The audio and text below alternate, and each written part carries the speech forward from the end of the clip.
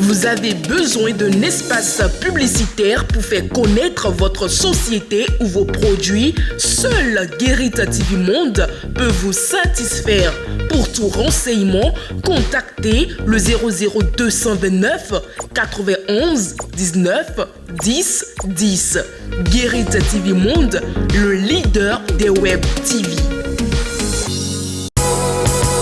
Les grandes contradictions. Les grandes contradictions, une émission de décryptage de l'actualité nationale et internationale avec Shamsdine Badaro, Gaspard Adjamossi et Achille Wusso. Les grandes contradictions, c'est tous les vendredis sur Guérit TV Monde.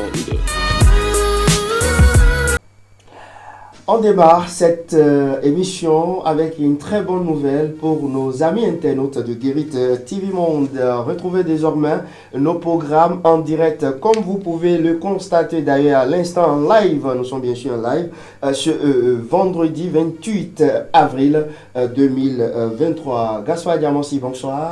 Bonsoir, Shamsdine Badaro. Achille Wusso, bonsoir. Bonsoir, Shamsdine Badaro. Gaspard Adjamossi, Guérit TV émet désormais en continu sur le site gueritvmonde.bj.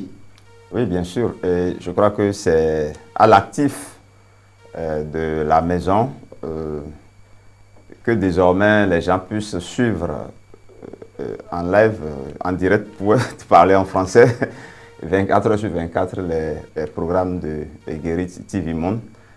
Et je crois que c'est dans l'ordre normal des choses qu'une maison qui a de l'ambition puisse évoluer et passer les étapes. Je crois que c'est une nouvelle étape dans la vie de Guérit TV Monde et je crois que on en franchira de plus grandes. Amen. Gaspard et Achille Wusso, Guérit TV Monde. .bj. Guérit TV Monde.bj en continu. Je dirais que je ne suis pas surpris de ce qui arrive parce que je connais un peu les ambitions que vous avez et Guérit TV a pour leitmotiv d'être le leader des télés numériques au Bénin et pour avoir donné l'exemple encore en me mettant en continu, je crois que Guérit TV Monde garde la ligne et donne l'exemple d'un entrepreneuriat de la jeunesse. Et je crois que, comme l'a dit tout à l'heure Gaspard Adjamossi, que de grandes ambitions et de grandes surprises animent toujours l'équipe de Guérit TV Monde et de son PDG. Nous allons prier que l'essai qui a commencé dure dans le temps. Merci beaucoup. Gaspard Adjamossi a quelque chose à ajouter? Non, on sera ensemble le mardi prochain pour le lancement officiel. Et bien sûr, il a parlé de leader et un leader est fait pour donner l'exemple et c'est en cela que Guérit TV Monde, encore une fois, a donné l'exemple et doit être suivi, n'est-ce pas, bon, je ne dirais pas ceux qui nous tiennent la queue, mais ceux qui ont envie de suivre Guérit TV Monde, ou bien ceux qui copient d'habitude Guérit TV Monde. Je ne dis pas que c'est des copieurs, mais il faut souvent suivre ce qui est bon, ce qui semble être un modèle, ce qui semble être un leader et qui va dans le bon sens. Celui qui a de l'ambition et qui veut évoluer doit bien entendu aller dans les traces de ces gens-là. Et je pense que, encore une fois, Guérit TV Monde a donné l'exemple. Beaucoup de gens mettront leur pas dans les pas de Guérit TV Monde. Mais ils vont peut-être copier, imiter, mais ça ne permet jamais d'égaler. C'est le lieu à Achille Wusso de remercier les techniciens maison et d'autres partenaires. Oui, je remercie vraiment toute l'équipe technique parce que nous sommes là, nous voyons toute la mobilisation et tout le travail, tout le sérieux que chacun essaie donc de mettre pour que nous atteignions ce cap, ce résultat qui aujourd'hui fait la fierté de toute l'équipe. Je voudrais souhaiter qu'il garde aussi la ligne et qu'on continue de parler en bien de Guérit TV Monde et de tout ce qui l'anime. Merci beaucoup. On va parler d'un autre sujet à présent. Gaspard Diamossi, Eric Ndete, le président du parti Les Démocrates, a reçu en audience par le président Patrice Talon, un événement diversement apprécié dans l'opinion. Diversement apprécié, oui. Mais le fait que celui qui incarne aujourd'hui l'opposition, parce que c'est en réalité cela, puisque à l'issue des dernières consultations électorales, je crois que c'est la force politique qui vient après les forces de la mouvance et qui s'est affichée comme un parti de l'opposition. Donc celui qui incarne l'opposition, qu'il aille, n'est-ce pas, échanger avec le président de la République, moi je ne vois pas en quoi cela peut gêner certains. C'est vrai qu'aujourd'hui, le fauteuil, je ne sais pas si c'est un fauteuil douillet, mais je crois que le fauteuil de chef de file de l'opposition est un fauteuil qui est disputé actuellement. Mais ça revient de droit, en tout cas, pour l'instant, à Eric Ndete. Maintenant qu'il a échangé avec le président de la République, c'est vrai que certains n'ont pas apprécié, aussi bien, je crois, dans son camp que dans d'autres camps. Mais moi, je ne vois rien d'anormal à cela, d'autant plus qu'il n'a pas été question, n'est-ce pas, comme certains l'ont peut-être pensé, d'aller faire allégeance ou d'une certaine connivence entre les deux. Je crois qu'à la sortie de l'audience, le président du parti Les Démocrates a essayé de parler à la presse et de dire un peu les sujets qui ont été débattus.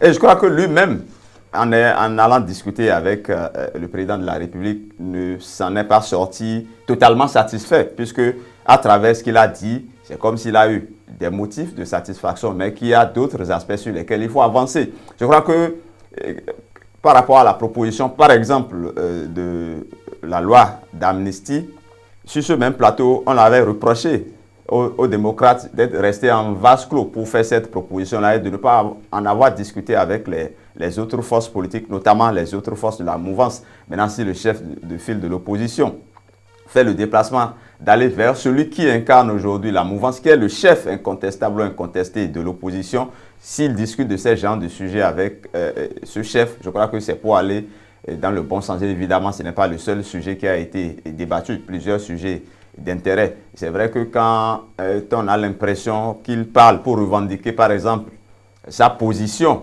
de chef de file de l'opposition, certains ont tout fait de penser qu'il allait négocier quelque chose uniquement pour lui-même, mais il n'a pas discuté que de ça avec le chef de l'État. Merci. Achille Ossou. Et oui, ce que j'ai d'abord noté, c'est l'image que les deux hommes ont projetée, aussi bien à l'opinion nationale qu'internationale, en matière donc d'harmonie en ce qui concerne la gestion de la chose politique, qu'on le veuille ou non. Je crois qu'un opposant n'est pas un ennemi. Et aussi bien l'opposition que la mouvance devaient travailler pour le bien-être des populations, le bien-être de la nation. Et Eric Ndete, en acceptant de faire le déplacement du palais de la Marina pour aller rencontrer le président de la République et pour échanger avec lui sur des sujets qui concernent l'opposition et la mouvance, ou bien la vie de la nation en général, je crois que d'abord, on devrait saluer cette démarche, on devrait saluer cette rencontre entre les deux hommes, que Eric Ndete en sorte insatisfait sur certains dossiers. Cela n'est pas ce qui est le plus important. Le plus important, c'est que le Bénin montre quand même qu'au-delà de tout, il arrive quand même, il a vraiment un génie, comme les gens le disent. Il a le génie donc de savoir colmater les brèches, il a le génie de savoir gérer ses problèmes à l'interne. Et je crois que depuis que les deux hommes se sont rencontrés et ont pu donc échanger par rapport à ces sujets qui concernent le bien-être des populations ou la vie de la nation en général, et aussi bien le président de la République que Eric Ndete seraient en train de travailler chacun de son côté pour que, d'une manière ou d'une autre, la République se porte à merveille, se porte très bien. Et donc, les sujets sur lesquels ils ne se sont pas entendus, cela va de soi. Et l'opposition aurait joué donc pleinement son rôle en allant montrer au président de la République qu'il y a des questions sur lesquelles elle n'est pas d'accord et cela permettrait à la démocratie de bien se porter.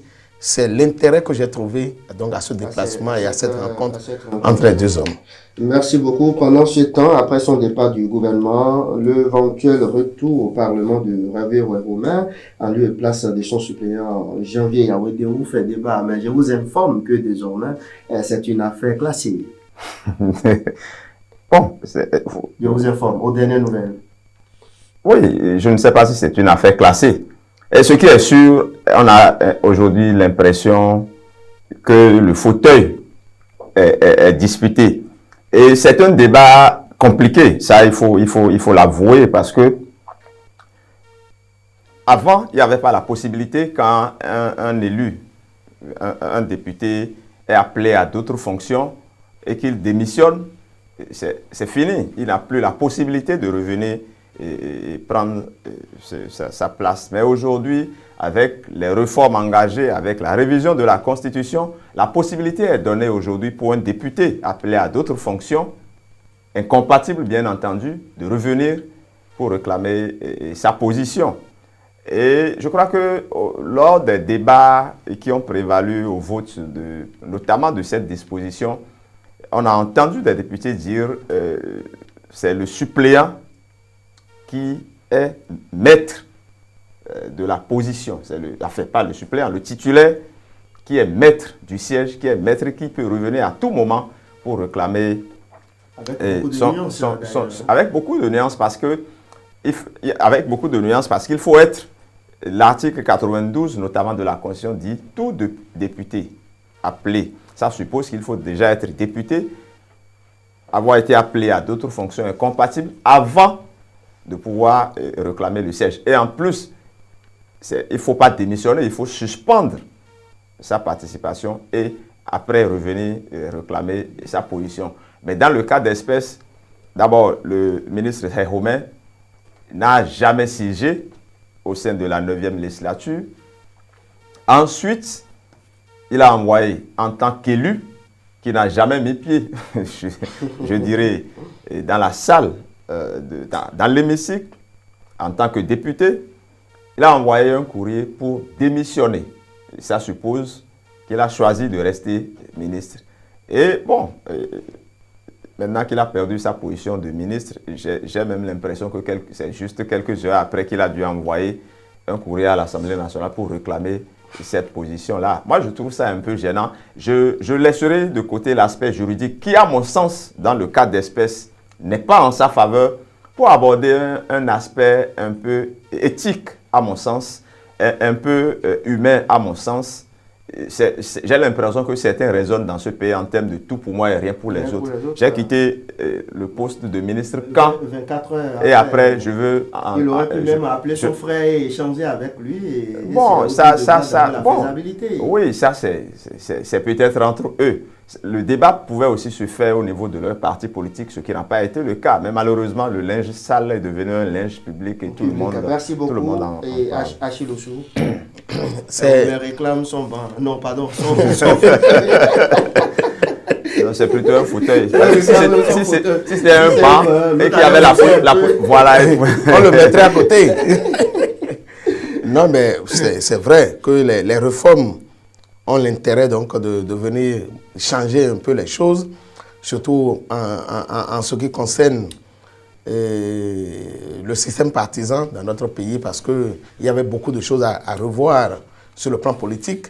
Mais ces questions qui sont agitées nous permettent d'apprécier quelques dispositions donc, de ces réformes-là.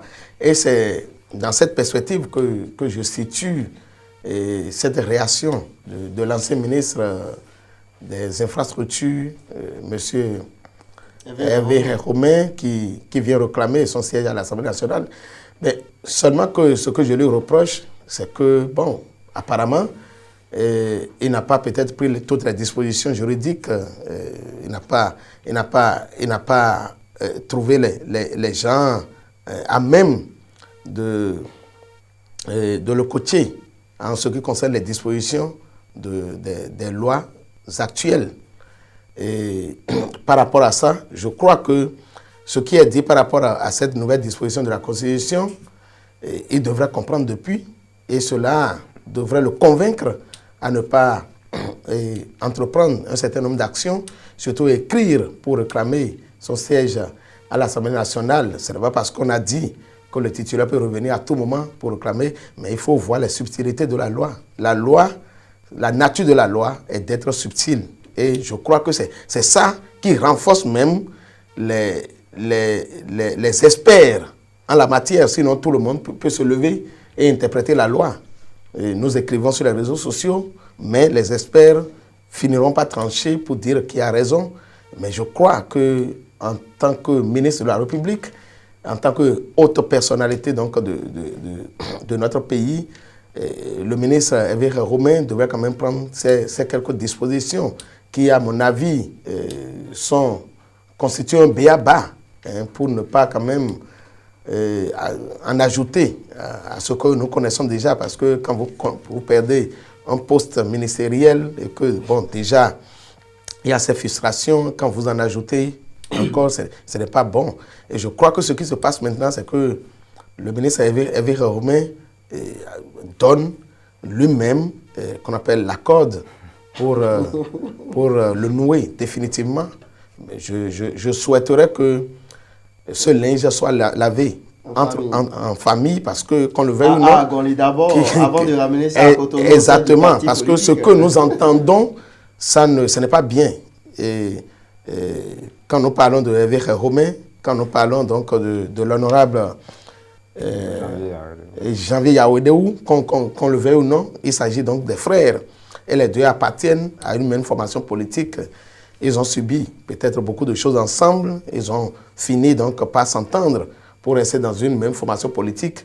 Mais lorsque ça se passe comme ça, ça montre à la face du monde qu'en fait, en politique, on se dit frères, mais au fond, c'est une question d'intérêt. Oui, sur le sujet, puisque vous avez dit tout à l'heure que c'est un problème pratiquement réglé, ce qui vous amène peut-être à le dire, c'est le fait, parce que ce jeudi, tout le monde attendait que le fameux courrier de réclamation de son poste soit lu à l'Assemblée nationale, mais curieusement, ça n'a pas été lu, ce qui suppose donc que soit le courrier a été rangé quelque part, soit il a reçu une réponse qui ne lui permet pas de venir, n'est-ce pas, qui ne lui permet pas d'avoir gain de cause par rapport à cette prétention de venir siéger à l'Assemblée nationale. De toutes les façons, ce jeudi, c'est Jean-Louis Yaoudéou qui était bien installé dans le fauteuil et qui a même commenté un peu l'actualité liée au rapport d'activité du président de l'Assemblée nationale. Merci beaucoup. Avant-dernier sujet à présent, lutte contre la cybercriminalité, Gaspard Diamossi.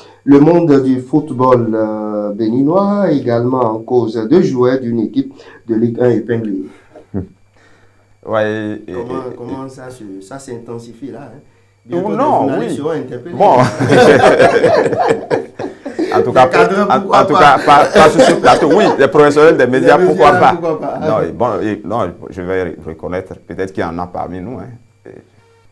Des brebis galeuses, il y en a. Il y en a dans tout. Non, moi,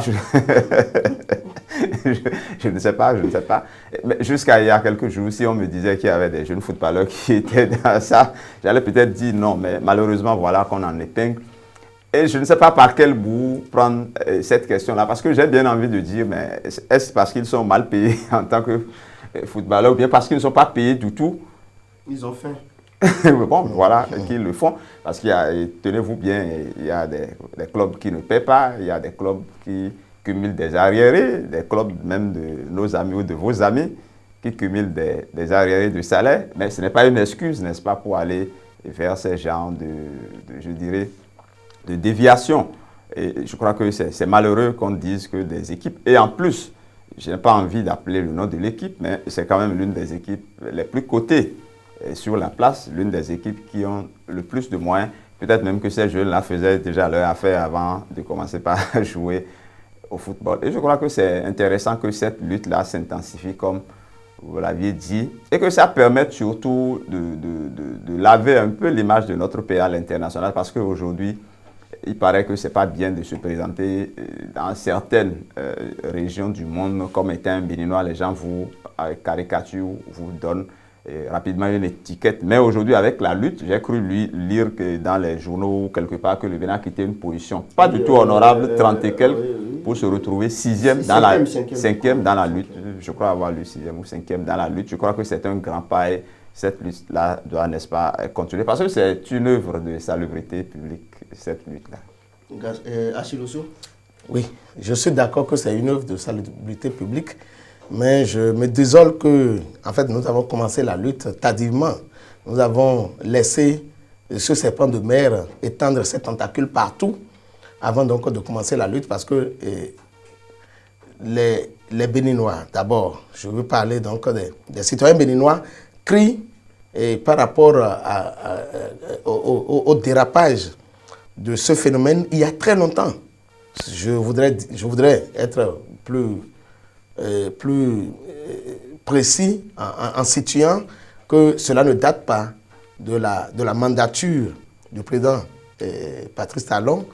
La lutte, qu'on appelle, je dis la lutte, le phénomène de la cybercriminalité a pris du temps et s'est installé. Et les jeunes ont peut-être, parce que cela était à la portée de tous, il n'y avait pas une lutte, il n'y avait pas, qu'on appelle, il n'y a pas eu de sensibilisation contre, il n'y a pas eu de menace contre, il n'y a rien. Et on a laissé, je me rappelle, même, c'est vrai que ce n'est pas trop bon à dire, mais quand le président Patrice Talon devait venir au pouvoir, il a circulé un certain nombre de propos dans la République. Bon, on ne va pas rappeler ces choses-là. Heureusement que c'est le président Patrice Talon qui revient, qui aujourd'hui prend ce bâton de pèlerin pour lutter contre ce phénomène. Il faut dire que on peut retrouver les cybercriminels un peu partout et dans toutes les corporations aujourd'hui. Vous avez cité la presse, ne soyez pas... Ils ont pris les gens chez vous là-bas également. Chez nous, c'est où? À Diara. On prend les gens partout. On prend les gens partout, on va en prendre encore partout. C'est ce que j'essaie d'expliquer. C'est-à-dire, le phénomène a pris le temps donc, de s'étendre. Et c'est pourquoi je dis que c'est devenu un serpent de mer, avec les tentacules un peu partout. C'est ça le problème. Et tous les domaines d'activité ont été pratiquement atteints. Bon, heureusement que nous avons fini par nous rattraper. C'est ce qui est important. Mais il faut quand même qu'on puisse comprendre que aujourd'hui, on ne doit plus être étonné de constater qu'il y a les cybercriminels partout. Merci partout. beaucoup. Merci. Je crois, ce que nous allons saluer, c'est la lutte qui a commencé et que cela puisse quand même donner une leçon définitive à tous les jeunes. Et heureusement que la République a appelé les jeunes cybercriminels. Les vieux dedans également. Il y a des vieillots comme dirait l'autre. Oui, puisqu'il y a des marabouts dedans. Mais vous savez ce qui gêne, en fait. Oui, ce qui gêne, c'est que malheureusement aujourd'hui, tout son économie, tout son profit, on veut s'enrichir à tout prix. Malheureusement. Moi, je ne sais pas pourquoi les jeunes courent derrière la richesse, derrière l'argent. Je ne sais pas. Si on peut au moins se rappeler que la mort n'a pas de jour, n'a pas de date, n'a pas de moment, etc., etc. Je crois que cela devrait quand même nous persuader à savoir que, mais on court derrière l'argent, mais est-ce que nous savons que tôt ou tard... C'est la philosophie, bon, c'est le prof de philo. Encore 4 minutes pour boucler. Fait divers de la semaine avec Faouzia Sefou, sujet de Faouzia Sefou bien sûr. Gaspard Diamansi, est-ce normal qu'un homme vive ou loge avec son épouse dans le domicile de ses beaux-parents? C'est une grande question, c'est un vaste sujet, parce que quand on globalise ce sujet-là comme ça, c'est difficile d'opiner, parce qu'un beau-parent peut ne pas être un autre beau-parent. Je m'explique. Moi, mes beaux-parents peuvent ne pas être vos beaux-parents. Vous voulez dire quoi par là? Je veux dire que vous êtes dans ce cas actuellement, c'est ça? je veux dire que les cas ne sont pas... Pourquoi vous me posez cette question directement comme ça?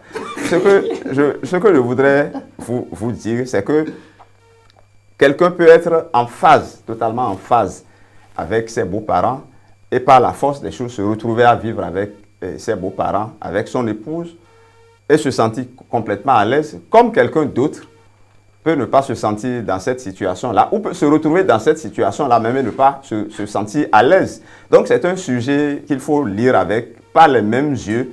On ne peut pas principe dire ce n'est pas bon, ce n'est pas logique, parce qu'il y a des sociétés où on vous dit ce n'est pas bon qu'un homme loge dans sa belle famille. Mais aujourd'hui, je ne sais pas si ces valeurs-là ont transcendé le temps, parce qu'aujourd'hui, tout ça, ça n'a plus vraiment de sens. Et ça va dans un sens comme dans l'autre. Hein. Même le beau-père vient vivre Combien les beaux-parents pour la belle-mère, on connaît déjà pour la belle-mère. Quand le beau-père aussi, le vieux père. Pour terminer, Achille Osso, vous avez une autre lecture de la chose. Et c'est vrai que j'ai une opinion qui n'est pas aussi différente de ce que M. Yamassi a dit, parce qu'il faut relativiser ce cas-là, il faut relativiser cette situation. Moi, je connais un beau-père, et je ne l'avais pas dit sur le forum, je connais un beau-père qui aime loger ses beaux-fils. Il est à Porto? Malheureusement, il est décédé. Et il met tout à notre disposition. Il fait en sorte qu'il soit à l'aise. Malheureusement, après sa mort, ces beaux-là sont où? Sont restés parce que, bon, je crois que, en fait, c'est une question de principe. Et c'est une question d'éducation. C'est comme si vous voulez vous marier à si le beau-père a déjà pris les dispositions et s'est entendu avec ses enfants. Mais écoutez, si vous n'avez qu'une fille parmi vos enfants, une ou deux filles parmi vos enfants, et qui ne sont même plus là, et que vous vous retrouvez seul à la maison, vous avez besoin quand même de compagnons. Mais je crois que ça va de soi que vous invitiez votre fille à venir habiter avec vous s'il y a de l'espace. Ce qui gêne, c'est que toute la famille soit installée, toute la belle famille soit installée, et que le beau-fils vienne s'installer aussi, et que les soirs, la fille amène son réchaud ou son cropote dehors pour préparer le poisson frais et embaumer toute la maison et agacer les gens. La belle famille. C'est ça qui commence donc par mettre les gens mal à l'aise. Mais c'est une question d'éducation, c'est une question de pression.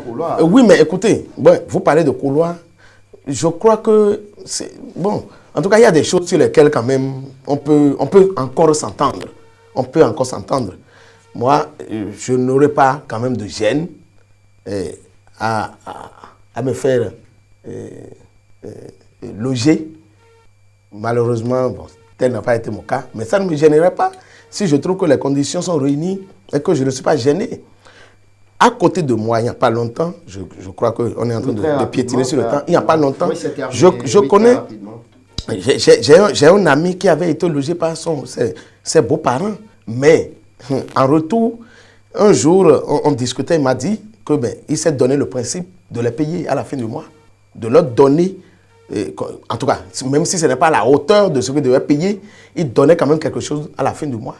Tout ça, c'est des principes qu'on peut installer. Mais s'il ne m'avait pas dit ça, comment on peut comprendre que après qu'il a été logé par ses beaux-parents, qu'il s'est donné, lui-même s'est imposé ce principe-là, de donner quelque chose quand même pour montrer qu'il est à la hauteur. Merci. Donc, dans ce cas, il n'est plus logé par ses beaux-parents. Il a loué plutôt. C'est un locataire dans la maison familiale.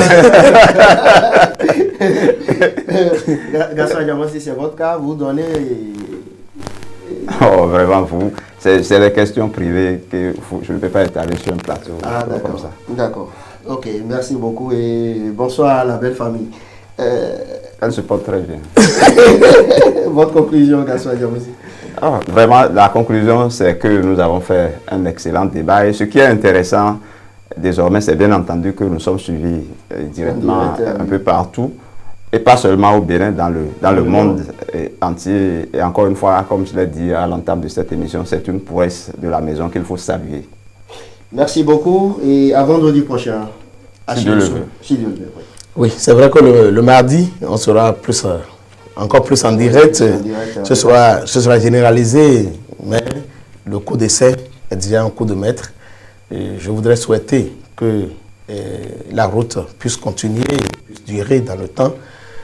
Et désormais, on peut nous suivre de partout et je crois que cela reste à votre actif, cela reste à l'actif donc, de toute l'équipe de Guérit TV Monde.